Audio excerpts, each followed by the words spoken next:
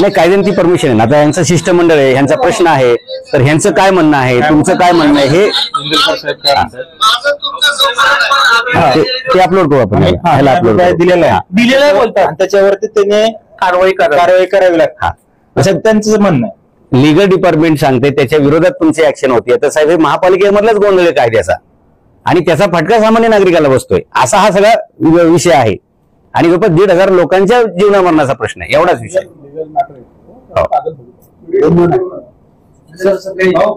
नाही नाही, एक मिनिट, कोण म्हणतंय? हॅलो, मला GR दाखवा. निगम, पालिकेमध्ये शूटिंग करता येत नाही या संदर्भातला मला GR दाखवा. काय म्हणतो तुम्हाला, चर्चा करा. फोटो ज्यावेळी साहेबांचा नाही नाही, चर्चाच आम्हाला रेकॉर्डला घ्यायची, चर्चाच आम्हाला रेकॉर्डला घ्यायची. तुम्ही असे खोटे कायदे माझ्यासारखे समोर तरी आणायचे नाही, अजिबात चालणार नाही.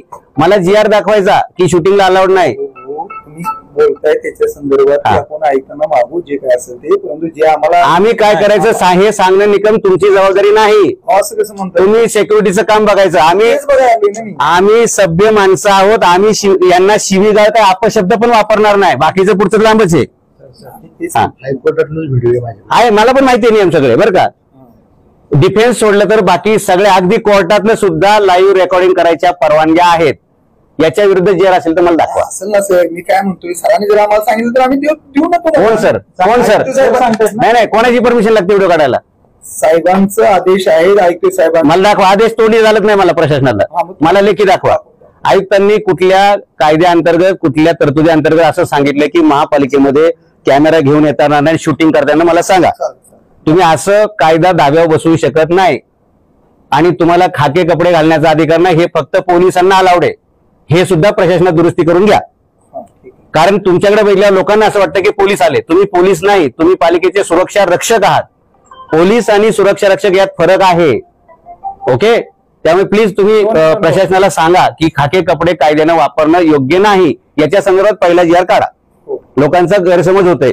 तुम्हाला बघितलं ना की वाटतंय पोलीस आले. 82 साली सर आपला ठराव मंजूर झालेला आहे. त्या ठरावात हे झालेलं आहे ड्रेस, हे पोलिसांना सुद्धा, मी काय म्हणतोय, ठराव सुद्धा हे दिलेलं आहे. काय म्हणजे म्हणताय ना, हे पोलिसांचं सुद्धा पत्र आहे. या संदर्भात पोलिसांनाही ठरावात मंजूर झालेला ड्रेस कोड आपण त्यांना पाठवलेला पोलीस सिटी ऑफिसला. नाही, मला त्याचा GR दाखवा की खासगी सुरक्षा रक्षक किंवा पालिकेचे सुरक्षा रक्षक किंवा पोलिसांव्यतिरिक्त इतरांना खाकी कपडे घालण्याची परवानगी आहे असा एखादा GR असेल तर मला तुम्ही कृपया दाखवा. कारण लोकांचं बुद्धिभेद होतोय. हा, तर तसं व्हायला नको.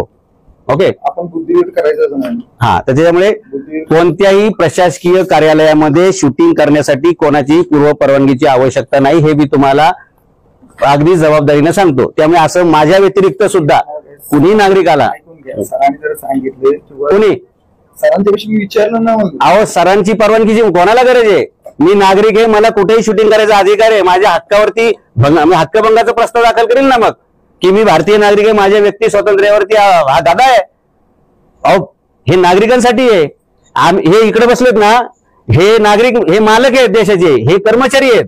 आणि मालकांनी कर्मचाऱ्यांना विचारायचं असतं की आमचं कामाचं कुठपण आलंय, आमच्या कामाचं काय झालं, ते का होत नाही, असा सगळा हा प्रश्न आहे. चर्चेचा सवालच नाही सर. चर्चेविषयी मी तुमच्या मध्ये व्यत्यय आणलेला नाही. आता आमची चर्चा संपत झाली, पण तुम्ही मध्ये येऊन सांगितलं की शूटिंग करायचं नाही, असं कायद्याने अलाउड नाहीये. सांगितलं तर त्यांनी परमिशन दिलं तर मी, अहो पण मी काय